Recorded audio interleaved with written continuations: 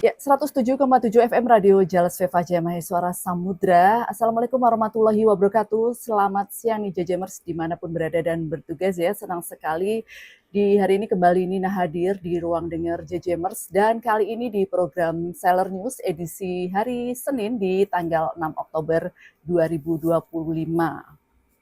Ya, Jajamers, menjaga kesehatan adalah hal yang utama karena dengan tubuh yang sehat tentu saja kita dapat melaksanakan aktivitas dengan baik. Dan salah satu bentuknya adalah menjaga kesehatan gigi dan mulut. Karena memang menjaga kesehatan gigi dan mulut sama pentingnya dengan menjaga kesehatan tubuh secara keseluruhan.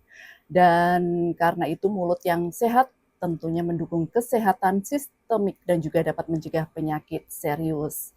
Terkait dengan kesehatan gigi dan mulut, hari ini kita akan mengulik nih tentang salah satu tema yang terkait dengan masalah gigi dan mulut, yaitu impaksi gigi.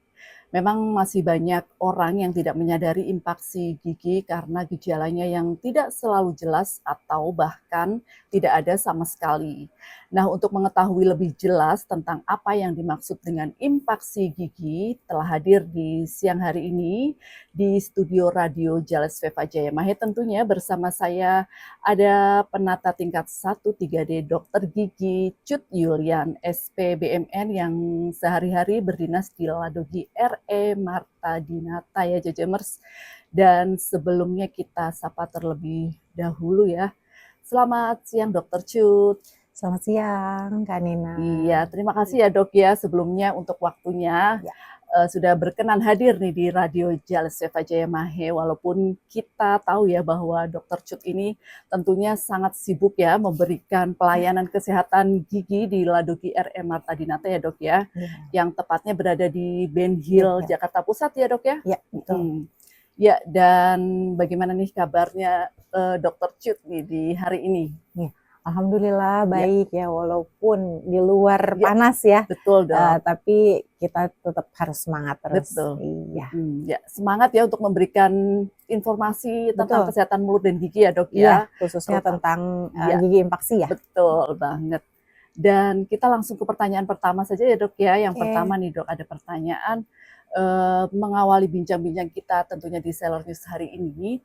Saya akan mengawalinya dengan pertanyaan, apa itu impaksi gigi dan apa sih yang menyebabkan terjadinya impaksi itu sendiri Dok? Silahkan Dok. Ya. Oke, mungkin saya mau menyapa dulu JJMers ya. Selamat siang semuanya. Mungkin hari ini saya akan memberikan informasi seputar gigi-gigi impaksi. Mungkin juga banyak yang belum tahu ya apa sebenarnya gigi impaksi ya. Karena mungkin impaksi sendiri itu literatur dari dunia kedokteran sendiri ya. Oke, jadi sebenarnya gigi impaksi ini adalah suatu kondisi di mana gigi ini dia tidak dapat tumbuh secara sempurna di posisi yang normalnya. Jadi gigi ini tuh dia tertutup oleh tulang atau tertutup oleh gusi. Ya, nah si gigi impaksi ini juga sebenarnya ada dua macam nih. Ada yang secara total impaksi, ada juga yang sebagian impaksi. Kita bicara yang pertama dulu ya, yang total impaksi. Jadi gigi ini benar-benar tertanam di dalam tulang. Ya, kalau kita lihat di dalam mulutnya, tidak ada apa-apa, nggak kelihatan. Jadi kita mungkin melihatnya, oh nggak ada nih giginya, gitu. Tapi beda dengan impaksi gigi yang sebagian. Kalau impaksi gigi sebagian nih, hanya sebagian. Jadi mahkota giginya itu masih bisa kita lihat. Ya, sebagiannya lagi tertutup oleh gusi. Seperti itu. Baik Dok. Dan selanjutnya nih Dok, pertanyaannya, apakah gigi impaksi ini hanya terjadi pada gigi geraham bungsu saja atau bisa terjadi juga pada gigi lainnya Dok? Ya. Gigi impaksi tidak hanya terjadi pada gigi bungsu. Ya. Jadi artinya dia bisa terjadi tuh pada gigi lainnya, pada gigi seri depan, kemudian gigi taring itu bisa, atau pada gigi geraham kecil juga bisa. Memang umumnya terjadi pada gigi bungsu. Kenapa nih? Ya kan? Namanya juga gigi bungsu. Seperti anak bungsu lah ya, anak yang terakhir tumbuh begitu kan ya. Nah, si gigi bungsu ini tumbuh terakhir saat memasuki usia dewasa nih pasiennya. Namun di fase tersebut pertumbuhan tulang rahangnya itu sudah di fase akhir. Jadi tulang rahang ini sudah tidak berkembang. Sehingga ketika gigi bungsu ini dia mau tumbuh, sudah tidak ada lagi ruangannya. gitu. Makanya yang umum terjadi itu adalah gigi bungsu yang impaksi. Namun sebenarnya gigi impaksi ini bisa terjadi di semua gigi. Ya, intinya adalah ketika gigi-gigi dalam mulut nih, mau gigi depan, gigi belakang, semua gigi ini mau tumbuh, tapi dia terhalang oleh struktur-struktur di sekitar gigi tersebut yang menyebabkan dia tidak bisa tumbuh secara sempurna, itu dikatakan sebagai gigi impaksi. Iya, betul Dok. Karena kan kadang kalaupun urikes gitu ya Dok, kadang tuh gini pas pemeriksaan gigi gitu kan, oh ini impaksi gitu, karena selalu memang yang di bungsu ya, gigi Dok, bungsu ya, gitu. Jadi memang mungkin umumnya seperti itu. Jadi umumnya seperti itu ya Dok, tapi bisa terjadi di semua gigi ya, bisa terjadi. Baik Dok, dan pertanyaan selanjutnya nih Dok, apakah ada cara ya agar kita bisa tahu bahwa gigi kita mengalami impaksi atau tidak nih Dok? Oh ya, jadi sebenarnya gigi seperti tadi mungkin udah disampaikan sama Kanina ya, bahwa sebenarnya gigi impaksi itu tidak selalu menunjukkan gejala. Nah, akhirnya tidak banyak yang orang tuh tahu bahwa oh saya punya gigi impaksi nih gitu kan. Nah, jadi memang itu pentingnya kita untuk pemeriksaan ke dokter gigi ya. Jadi nanti ketika datang ke dokter gigi gitu ya, akan dilakukan pemeriksaan di dalam mulut. Selanjutnya biasanya dokter gigi itu akan meminta pasien untuk melakukan ronsen. Dalam hal ini biasanya akan dimintakan ronsen panoramik tuh, ronsen yang kelihatan semua giginya sampai tulangnya tuh semua kelihatan. Nah, dari situ nanti bisa tahu tuh, oh ini ada gigi yang impaksi, ada gigi yang nggak tumbuh gitu. Nah, dari situ nanti dokter juga akan mengevaluasi lebih lanjut lagi melalui suatu pemeriksaan di dalam mulut, kemudian dihubungkan lagi dengan keluhan pasiennya, dihubungkan juga dengan ronsen yang sudah dilakukan gitu. Apakah gigi impaksi ini membutuhkan perawatan lebih lanjut gitu. Nah, penting tuh untuk kita bisa mendeteksi, oh ada gigi impaksi, oh apakah impaksi ini perlu penanganan lebih lanjut atau tidak. Seperti itu. Oke, baik Dok. Dan lanjut ke pertanyaan selanjutnya nih Dok. Bagaimana sih caranya untuk mengobati gigi yang mengalami impaksi ini ya Dok ya? Nah, untuk gigi impaksi, nah yang perlu dilakukan pengobatan itu adalah gigi impaksi yang bermasalah. Ya. Nah, bagaimana terus kita saya punya gigi impaksi lalu bermasalah gitu ya, mulai sakit segala macam. Yang harus dilakukan adalah dengan odontektomi. Jadi odontektomi itu adalah suatu prosedur untuk kita mengangkat gigi ini, yaitu dengan suatu pembedahan. Gitu. Jadi giginya itu karena dia tidak semuanya keluar ya, tidak erupsi dengan baik, maka gigi itu harus kita lakukan pembedahan karena tidak mungkin kita lakukan dengan pencabutan biasa. Oh, jadi harus dibedah, harus dilakukan pembedahan, tapi tidak perlu khawatir. Pembedahan untuk gigi gigi yang impaksi ini itu termasuk dalam pembedahan minor, bukan pembedahan mayor yang besar sekali. Betul Dok, kan kalau pemikirannya kalau pembedahan, aduh takut kenapa-kenapa gitu kan ya Dok. Pasien udah stres duluan pasti kan, bayanginnya mau dioperasi gitu kan. Tapi nggak usah khawatir, sekali lagi kalau untuk pembedahan gigi impaksi ini masih masuk dalam kategori pembedahan minor. Oke, baik Dok. Dan dokter di sini juga kita membuka pertanyaan ya Dok ya, untuk JJMers yang ingin bertanya kepada dokter ya tentunya. Dan bagi JJMers nih yang ingin bertanya, Nina berikan juga kesempatan untuk bertanya tentunya di WhatsApp Radio JJM ya, seperti biasa di 0813 1746 1740. Dan ini sudah ada beberapa nih Dok, ada pertanyaan dari JJMers nih Dok. Selamat pagi Dokter Cut, saya dengan Bu Lina di Setu Cipayung. Halo Bu Lina. Ya, Bu Lina di Setu nih Dok, masih dekat sini ya. Dok, tanya dong, apakah impaksi gigi ini bisa juga terjadi pada anak-anak? Dan apakah memang untuk mengobati impaksi gigi harus melalui operasi? Seperti itu Dok. Ya, boleh langsung saya jawab aja. Boleh, ya. Oke, impaksi pada anak selama anak itu belum berganti gigi, karena kan fase anak-anak itu dia ada fase gigi susu. Biarkan periode gigi susunya itu selesai dulu, lalu digantikan oleh gigi tetap.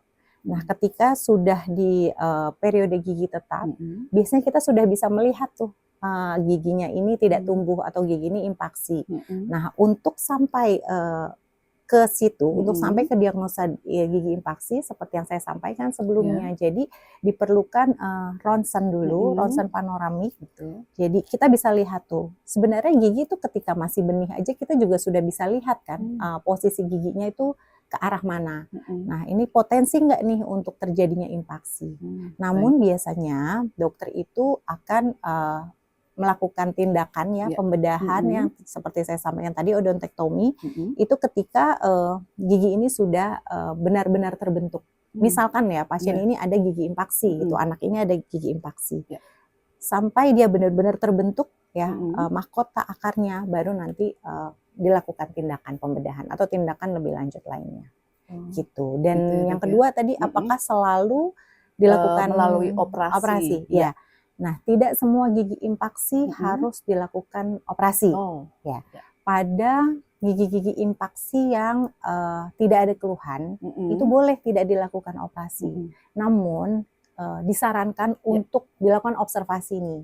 Cek rutin ke dokter gigi setiap 6 bulan atau 1 tahun sekali, sehingga kita bisa lihat nih, gigi yang tidak keluar, ya gigi yang impaksi ini, apakah berkembang menjadi suatu kondisi yang patologis, artinya tuh timbul suatu penyakit lain yang di sekitar gigi impaksi itu. Lalu pada kasus gigi impaksi, gigi taring misalkan ya, terkadang tuh gigi taring nggak keluar tuh, ya giginya itu impaksi. Namun ketika kita ronsen sebenarnya giginya ada, lalu posisinya itu bagus ya, sesuai dengan arah pertumbuhan gigi. Terkadang tidak memerlukan operasi, tidak perlu kita cabut.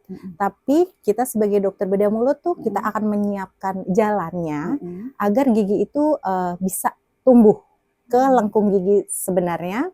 Lalu nanti dibantu oleh perawatan ortodonsi, ya perawatan penggunaan behel itu, giginya nanti akan ditarik keluar sehingga tidak perlu dilakukan operasi pencabutan gigi impaksinya, gitu. Mudah-mudahan menjawab ya, Ibu Lina. Itu ya itu ya Bu Lina jawaban dari Dokter Cut ya. Semoga Bu Lina ini bisa terjawab ya Dok ya tadi pertanyaannya ya. Jadi tidak selalu harus melalui operasi ya Dok ya. Dan pertanyaan lagi nih Dok, apakah ada komplikasi setelah operasi pengambilan gigi impaksi dan apakah harus ada pantangan makanan yang tidak boleh dikonsumsi nih Dok? Ya, komplikasi pasca tindakan operasi gigi impaksi ya, itu ada. Nah sebenarnya kalau komplikasi pasca operasi itu kita bisa mengkategorikan sebagai komplikasi yang umum terjadi. Artinya umum terjadi ini operasi di bagian manapun itu dia pasti terjadi sama komplikasi yang spesifik di sekitar gigi yang kita lakukan operasi. Pertama itu ada nyeri pasca operasi. Nyeri pasca operasi itu dia wajar terjadi ya. Kita perlu khawatir ketika nyeri itu intensitasnya tinggi atau nyerinya itu berkepanjangan selama berhari-hari tidak ada penurunan rasa nyerinya, kita perlu khawatir itu ke arah infeksi ya. Lalu yang kedua misalkan adalah pembengkakan atau kita menyebutnya edema. Nah, pembengkakan pasca operasi ini juga sering kali terjadi dan bisa dikatakan hampir selalu terjadi pembengkakan ini. Nah, yang ketiga itu adalah pendarahan. Ya, nah pendarahan itu juga hampir terjadi karena kita melakukan luka ya, kita membuat luka pada daerah operasi itu sehingga terjadilah pendarahan. Yang perlu dikhawatirkan adalah pendarahan yang tidak berhenti lebih dari 24 jam pasca operasi. Nah, ketiga komplikasi itu merupakan komplikasi yang umum ya, mau operasi dimanapun rasanya itu akan terjadi. Lalu ada komplikasi yang spesifik mengenai daerah operasi di sekitar gigi yang impaksi itu. Yang pertama itu adalah parestesi. Parestesi itu terjadi karena adanya cedera syaraf. Karena kan di dalam tulang rahang kita ini ada pembuluh darah, ada pembuluh syaraf gitu ya. Ketika kita mengambil gigi lalu mengenai syaraf yang berdekatan dengan gigi tersebut, kemungkinan adalah cedera. Lalu apa sih yang dirasain itu seperti gangguan sensori aja, gangguan rasa seperti baalnya berkepanjangan gitu ya. Lalu sensasi di bibir, di lidah, di dagu itu terasa berbeda, jadi tidak ada rasa. Itu bisa terjadi. Lalu komplikasi lainnya misalkan keterbatasan buka mulut. Ya, karena tadi itu terjadi bengkak. Betul. Ya, setelah operasi terjadi bengkak. Nah, si pembengkakannya ini menekan otot di rahang. Nah, kita kan buka tutup mulut ini menggunakan otot rahang ya. Nah, ketika bengkak dia menekan otot tersebut sehingga terjadi gangguan di ototnya, akhirnya terjadi keterbatasan buka mulut. Seperti itu. Oh, satu lagi, ada gangguan di infeksi itu bisa juga ya, infeksi ketika misalkan daerah luka operasinya ini dia tidak bersih atau kotor. Karena biasanya pasien tuh setelah operasi dia tuh khawatir, dia mau sikat gigi takut. Ya, karena kan aduh nanti lukanya berdarah lagi atau misalkan jahitannya takut lepas gitu kan. Nah, itu jadinya dia jadi takut gosok gigi, jadi malas gosok gigi, akhirnya jadi kotor. Akhirnya timbul. Padahal seharusnya bisa langsung gosok gigi. Tidak langsung, misalkan kita habis operasi sekarang, bukan langsung dalam waktu misalkan kurang dari 1 jam kita sikat gigi, tapi artinya misalkan malam setelah kita makan mau tidur kita tetap bersihkan gigi, tapi tentunya dilakukan dengan perlahan seperti itu. Lalu pertanyaan selanjutnya makanan yang dihindari. Makanan yang tidak boleh dikonsumsi. Setelah tindakan makan dan minum ya, yang perlu kita hindari itu adalah makanan panas, kemudian makanan pedas, lalu juga makanan-makanan yang keras. Ya, makanan keras tuh seperti coklat, kemudian keripik ya, mungkin kan orang-orang kita seneng tuh makan kerupuk gitu ya. Yang gurih-gurih gitu ya Dok ya. Mungkin itu dihindari dulu ya, sementara sampai dengan kunjungan kontrolnya itu. Itu karena seperti misalkan makanan panas, kemudian pedas, itu kan membuat hawa di dalam mulut itu menjadi panas. Yang dikhawatirkan proses penyembuhan dari luka operasinya menjadi lebih lama. Baik, seperti itu. Iya, dan ini ada pertanyaan lagi nih Dok dari JJMers ya Dok. Terima kasih untuk dan ini dari Bu Yanti di Ceger Dok. Saya menyimak nih dari awal Dok tentang tema hari ini. Dokter Cut, ada pertanyaan sedikit tentang gigi anak saya yang berusia 9 tahun, namun struktur giginya ini bertumpuk di rahang bawah dan cenderung berantakan. Pertanyaannya, apakah ini bisa diperbaiki ya Dok? Mengingat kasihan juga jika sudah dewasa nanti takutnya akan keresuan hingga membuatnya minder jika berbicara. Terima kasih Dok. Mungkin ini di luar dari topik kita sedikit ya, tapi nggak apa-apa. Dok ya. Jadi sebenarnya usia 9 tahun itu sudah di periode gigi bercampur. Jadi ada gigi susunya, kemudian ada gigi tetap yang sudah keluar juga. Nah, Ibu sebenarnya tidak perlu khawatir ya, karena di usia 9 tahun itu pertumbuhan rahang itu masih berkembang. Jadi rahang itu berkembang terus. Kalau kita perhatikan juga sebenarnya gigi susu, karakteristik dari gigi susu dengan gigi tetap itu pun berbeda. Gigi susu cenderung kecil-kecil. Ya, kalau gigi tetap kan cenderung agak lebih besar. Nah, itu sejalan dengan rahang kita yang akan terus tumbuh terus dia. Nah, jadi sebenarnya tidak perlu khawatir ya, karena nanti gigi susu akan digantikan oleh gigi tetap ya, lalu rahang ini juga akan bertumbuh. Yang perlu Ibu lakukan adalah yang pertama, perhatikan Bu, kalau gigi susunya masih ada nih Bu, lalu di dekat gigi susunya itu sudah timbul nih, mulai gigi tetapnya sudah mulai keluar. Nah, itu Ibu perlu langsung segera ke dokter gigi untuk dilakukan pencabutan gigi susunya. Ya, karena kalau tidak, gigi tetapnya itu nanti akan tumbuh di luar lengkung gigi yang sebenarnya. Gitu ya, akhirnya jadi berjejal seperti itu.